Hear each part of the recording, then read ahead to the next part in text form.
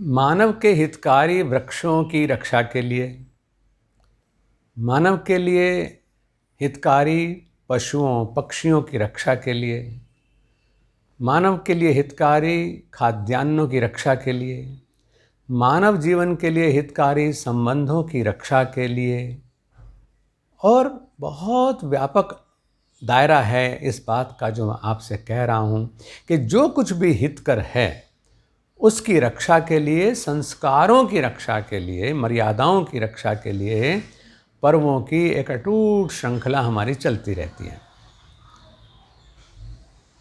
इन पर्वों से जो मार्मिकता है हमारी, यानी हमारे मर्म को छूने वाली ज्ञान की बातें, वो जिंदा रहती हैं। उससे क्या है कि हमारे जीवन को दिशा मिली रहती है, और जब हमें सही दिशा मिली रहती है तो स्वाभाविक है कि हमारी दशा भी कल्याणकारी ही होती है, हमारा कल्याण निश्चित रूप से होता है। समय के साथ साथ जब हम अपने पर्वों को मनाते तो चले जाते हैं, लेकिन विचारना बंद कर देते हैं। ये नहीं सोचते कि हम इस पर्व को क्यों मनाएं। कुछ भी करें तो उससे पहले क्यों हमारे मन में स्वाभाविक प्रश्न ज़रूर होना चाहिए। चाहे चलें, चाहे बोलें, चाहे खाएं, चाहे संगति करें और चाहे पर्वों को मनाएं, तो क्यों हमारे मन में आना चाहिए। अगर हम बिना सोचे समझे खाएंगे भी तो उसका भी हमको कोई ज़रूरी नहीं कि लाभ ही हो, बल्कि कई बार तो नुकसान होते हैं और घातक रोग हमको लग जाते हैं, क्योंकि हमने सोचा ही नहीं कि इसको मुझको कुछ फ़ायदा है या नहीं है, या इसका मुझे नुकसान किस सीमा तक हो सकता है। तो यही स्थिति पर्वों के मामले में है कि हम रूढ़ी पीटते रह जाते हैं, लीक पीटते चले जाते हैं और कहते हैं लीक के फ़कीर हो गए। उससे दो नुकसान होते हैं। पहली बात तो कि जो उन पर्वों का लाभ मिलना चाहिए था उससे हम वंचित हो जाते हैं, और दूसरा लाभ ये कि क्योंकि हम उनके पीछे छिपे हुए तथ्यों को नहीं जानते या नहीं जानने की जिज्ञासा करते, उसका परिणाम ये होता है कि हम अज्ञानता के तिमिर में भटकते हैं। और भटकते हुए व्यक्ति को तो कोई और कितना भी भटका सकता है, बहका सकता है, फुसला सकता है। हमारी जो आस्था है वो लड़खड़ाती है, क्योंकि हम तर्कसंगत तरीके से उन चीज़ों को नहीं करते। आज विजयदशमी है और आगे आने वाले बहुत से पर्व ऐसे ही हैं जो, जैसे मैंने कहा कि जो हितकर जीव हैं उनकी रक्षा को प्रोत्साहन देने के लिए, वृक्षों की रक्षा को प्रोत्साहन देने के लिए, संबंधों मर्यादाओं को प्रोत्साहन देने के लिए, सांस्कृतिक और आध्यात्मिक मान्यताओं को प्रोत्साहन देने के लिए हम करते हैं। तो ऐसे ही जो आगे आने वाले पर्व हैं उनमें गाय की महत्ता को दुनिया जानेगी और हमारे समाज को जानना चाहिए, जिससे कि हम ये जान जाएं कि ये गाय हमारे लिए कितनी हितकारी है, और उस संबंध की वजह से उसका संरक्षण भी हो। जैसे उन पेड़ पौधों का संरक्षण होना जरूरी है। मुझे आश्चर्य हुआ कि आज, क्योंकि पायता पूजन होता है और पायता पूजन में गाय के गोबर से पायता बनाया जाता है। पायता पूजन की अपनी महिमा है, लेकिन वो गाय के गोबर से बनाया जाता है, इसलिए कुछ युवा, कुछ बच्चियां आश्रम में आईं और उन्होंने इच्छा की कि हमें गाय का गोबर चाहिए, क्योंकि पहले तो गाय को घर में पालते थे, गाय तो लोगों ने रखनी बंद कर दी है, क्योंकि हम तो सब कुछ बिना किए ही पा लेना चाहते हैं। ये मनुष्य की प्रवृत्ति है। वो सेवा के महत्व को भूल गया, वो गाय के स्पर्श के महत्व को भूल गया, गाय के दर्शन की महिमा को भूल गया। गाय से जो हमको गो रस और गोमय मिलते हैं उनको भूल गया। लेकिन फिर भी अभी इन पर्वों की वजह से वो जानता है कि इस पर्व में गाय के गोबर की महत्ता है, ज़रूरी है। वो महत्ता भी नहीं वो जानते, वो लीक के फ़कीर हैं। उन्होंने आकर के कहा कि गोबर चाहिए, तो मैंने देखा कि वो सज्जन ये चाह रहे थे कि जो आश्रम में साधक हैं वही उनको गोबर उठा करके दे दें। एक साधक ने उनसे कहा कि हाँ ले लीजिए गोबर। तो वो सोचने लगे कि ये पॉलीथीन लाया हूँ, इसमें गोबर कैसे लूँ। तो उन्होंने पहले तो दाएं बाएं देखा कि शायद कोई लकड़ी मिल जाए, किसी सहारे से किसी चीज़ से उठा करके ले लूँ। फिर जब उसे लगा कि ये तो उठा करके नहीं देंगे, खुद ही लेना पड़ेगा, तो उन्होंने पॉलीथीन को अपने हाथ में ओढ़ा और उसके बाद उससे ही उठा करके उसको लेना चाहा। तो हमने उसको रोका। मैंने कहा, बच्चे, ये गोबर बहुत मूल्यवान चीज़ है और ये ऐसे नहीं, ये तो वो है जिसको सबसे पवित्र चीज़ माना जाता है और तुम इसका कीमत ही नहीं जानते हो, तो आप जाओ यहाँ से। इस पर उन्हें आश्चर्य हुआ कि गोबर, क्योंकि उनको पता ही नहीं, वो जानते नहीं इस बात को। तो उनको बताया कि आज गोबर की कितनी महिमा है कि जो पवित्र पूजन है उसमें गाय के गोबर का उपयोग है। कोई भी पवित्र कार्य गाय के गोरस के बिना, चाहे वो गौमूत्र है, चाहे वो गोमय गोबर है, चाहे वो गोदुग्ध है, गोघृत है, गोदधि है, गो मक्खन है, इन सब की हमें कदम कदम पर ज़रूरत पड़ती है। फिर उन लोगों को जो आए हुए थे, कई लोग थे जिनको गोबर की ज़रूरत थी, उनको बताया मैंने कि मैं साबुन लगा के नहीं नहाता हूँ, मैं जिन जिन चीज़ों से नहाता हूँ उनमें एक दिन गोबर का भी प्रयोग करता हूँ और गोबर को पूरे शरीर में मल करके हम गोबर से नहाते हैं, गाय के गोबर से। और कहीं कोई त्वचा रोग, कहीं इन्फेक्शन कुछ हमको नहीं है और ना होता ना हो सकेगा, क्योंकि उसके अंदर इतना शुद्धि देने वाला गुण है। खेतों के अंदर आज हम पेस्टिसाइड्स को प्रयोग करते हैं, कीटनाशक दुनिया भर के प्रयोग कर रहे हैं। क्यों? क्योंकि गाय को हमने गायब कर दिया है, गोवंश को वहाँ से हटा दिया है। उसके परिणाम स्वरूप, क्योंकि जब गाय खेत में हल चलाते समय गोबर करता था बछड़ा या बैल, तो उसका गोबर, उसका मूत्र जो है वो मिट्टी को उर्वरा बनाने के साथ साथ उसके जो हमारे एनिमी बैक्टीरियाज़ हैं उनको नष्ट भी करता था।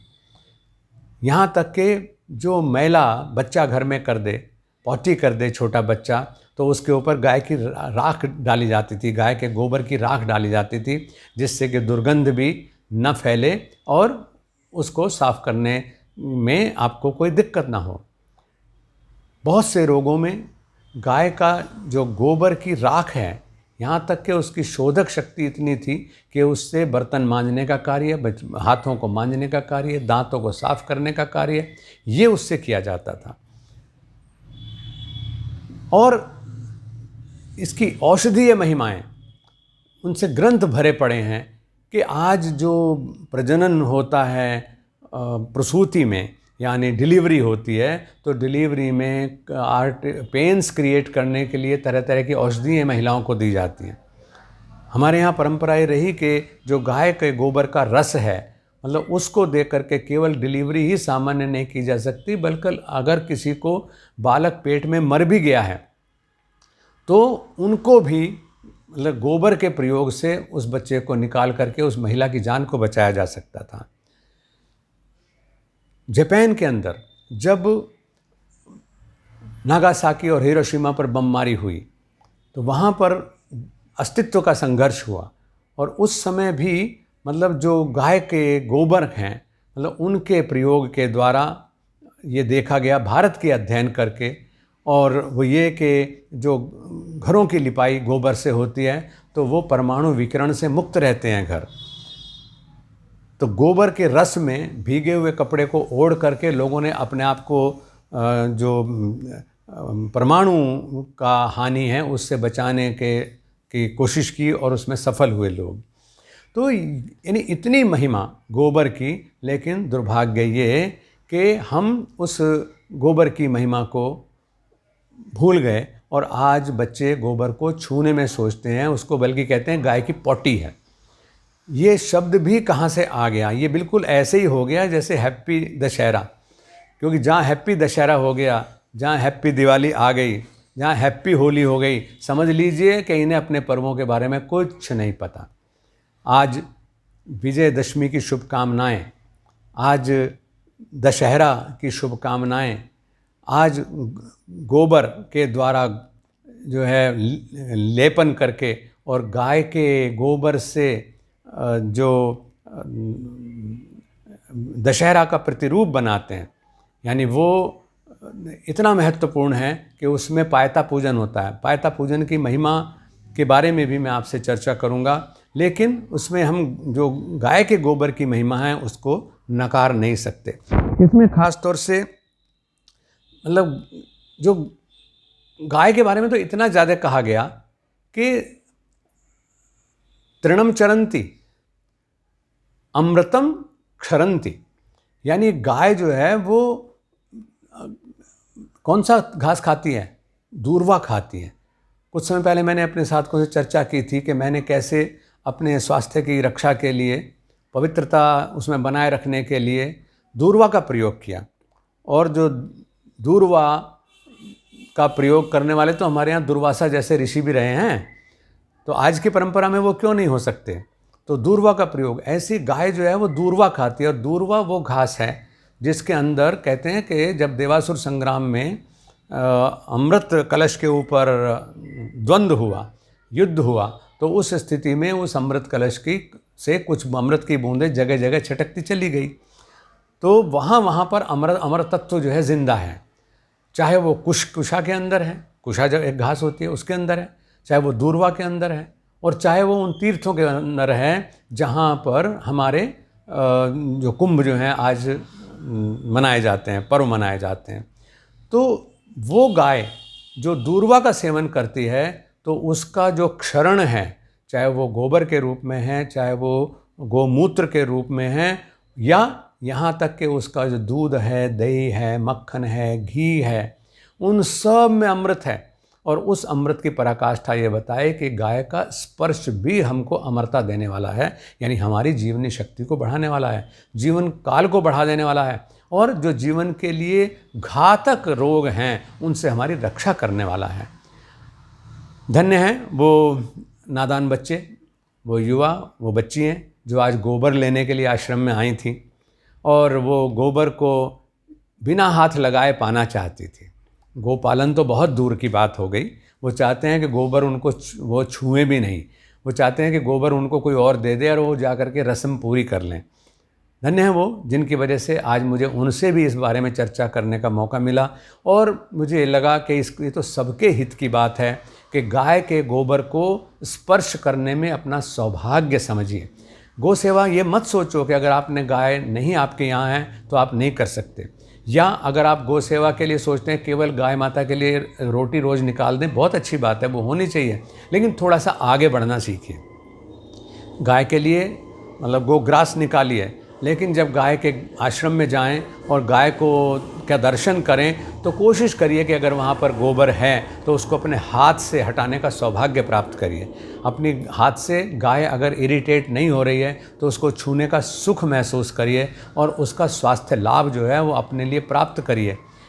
ऐसा करना भी, जहाँ एक बार को गाय का मन में आपके प्रति प्रेम जगाएगा, उसका आशीर्वाद आपको मिलेगा, वहाँ हमारा लिए जिस हित को चिंतन करते हुए ऋषियों ने गो पालन को प्रोत्साहन दिया और गो को कहा गावः विश्वस्य मातरः है, कि गाय जो है वो विश्व की माता है, हिंदू की माँ नहीं है, केवल पंडित जी की माँ नहीं है, केवल गाय का पालन करने की माँ नहीं वाले की माँ नहीं है, बल्कि विश्वस्य मातरः है, वो पूरे विश्व की माता है। तो उस श्रद्धा भाव से गाय का दर्शन करना, गाय का स्पर्श करना, गाय की सेवा करना, और ख़ास तौर से उनका जो ये पंचगव्य हैं उनको का लाभ लेने की कोशिश करना ये बहुत ज़रूरी है। गाय से, गाय के गोबर से बचिएगा नहीं, उसे पौटी कहना वो गाय का अपमान है, माता का अपमान है। वो गोबर ही है, उसको गोबर कहना चाहिए, उसको गोमय कहना चाहिए। बस छोटी छोटी बातें हैं, ध्यान से सुने, गहराई से पकड़ें और मजबूती से उसको अपने आप में अपनाएं, स्वाभिमान से अपनाएं। मैं आज गोबर को जब मैं अपने गाय माता की सेवा करते हुए अपने हाथ से हटाता हूँ तो मुझे, और हटाता ही नहीं बल्कि मैंने कहा ना कि मैं तो गोबर में स्नान करता हूँ। जो बिच्छू सांप काट लेता है, सांप काट लेता है, यानी जितने विषाक्त प्रभाव हमारे शरीर पर होते हैं उनमें मतलब मेडिसिनल इम्पॉर्टेंस है उसकी।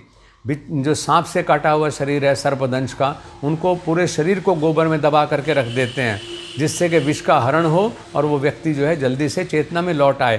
तो जहाँ इतनी गहराई से गाय को समाज ने स्वीकार किया है, वहाँ केवल अज्ञानता से, केवल भ्रमित होने से, केवल भटकाव से हम उस गौ माता से दूर चले जाएं, ये हमारा दुर्भाग्य होगा।